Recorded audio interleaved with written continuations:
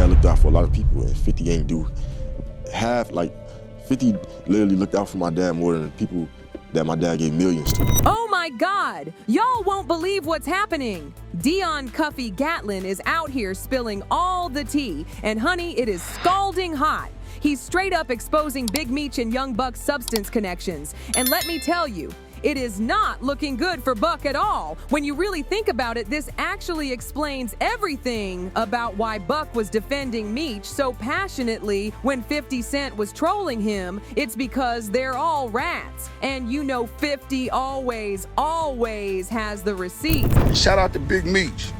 Welcome home. Quit playing with dude. Quit playing with dude. You know, I'm gonna say that much. Let's take a trip down memory lane, shall we? Back to those crazy days when Young Buck and Big Meech were just living their best lives. Fast cars, insane money, wild parties. They were living that BMF lifestyle for real. Even Tony Yayo, who's been 50's loyal right-hand man since forever, said those days were absolutely wild. Well, you had said that Young Buck was actually hanging out with BMF a lot. Yeah, Young Buck, Spider Low, they was hanging out with Meech and them, you know, a lot. Yayo talked about how people would literally go broke just trying to keep up with Meech and his extravagant spending habits. And guess who got completely caught up in that lifestyle? Who picked up those same spending habits? That's right, Young Buck. He was out here stunting, blowing through cash like it was nothing. But we all saw how that story ended.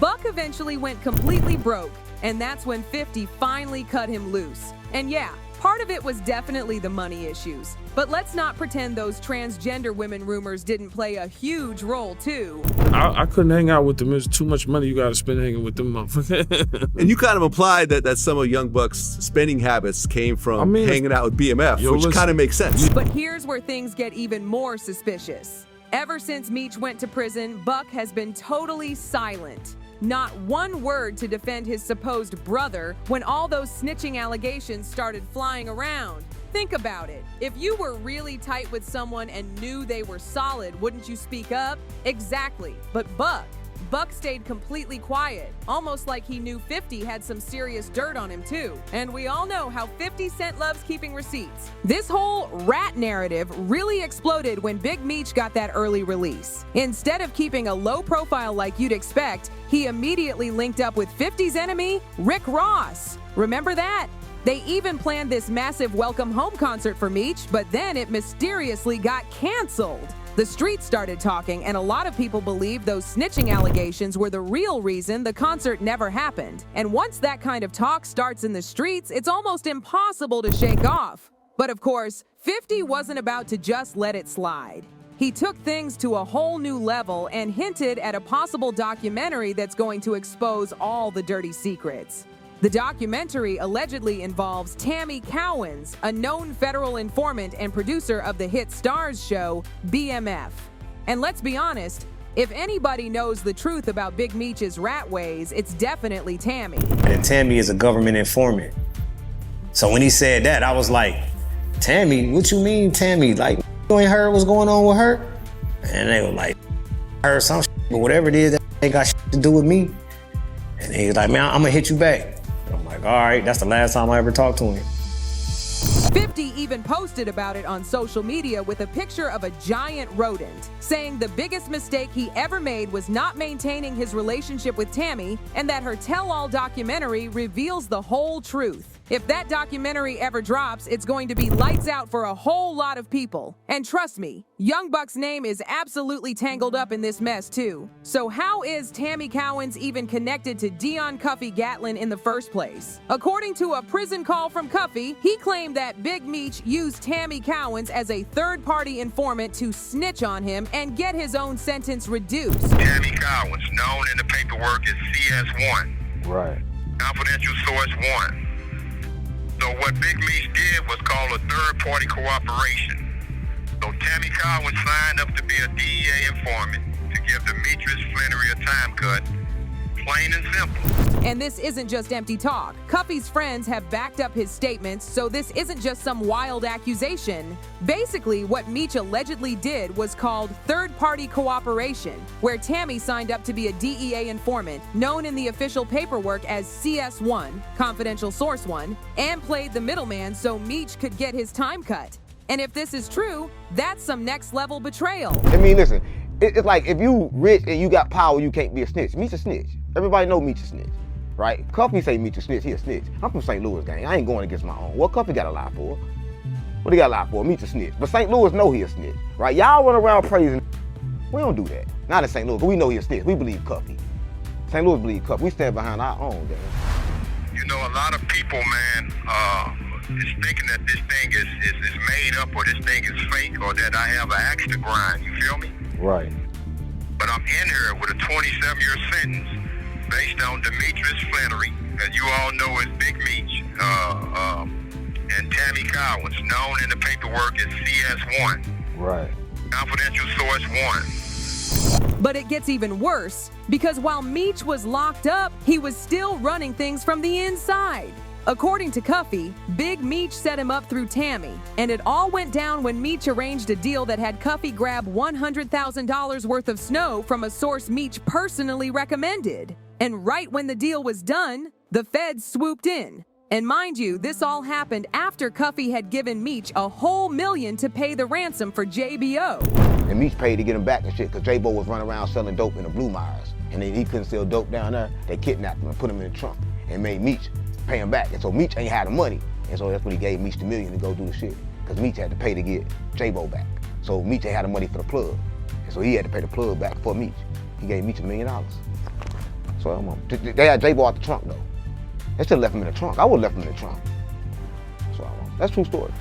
Now, Tammy wasn't just playing informant for hire. She was also making major moves in the bedroom, too. She made the deal even sweeter for Big Meech, all thanks to her relationship with Atlanta DEA agent Keith Cromer. And by relationship, I mean a full-blown affair. Cromer reportedly even helped arrange at least $212,000 in payments for her. Of course, after all this drama, Big Meech had to say something because those snitch allegations were getting way too serious and damaging his reputation. So Big Meech finally addressed the situation, claiming that he never snitched on anyone, never cooperated with the feds, and basically said the streets had it all wrong. But by the time he spoke up, the damage was already done.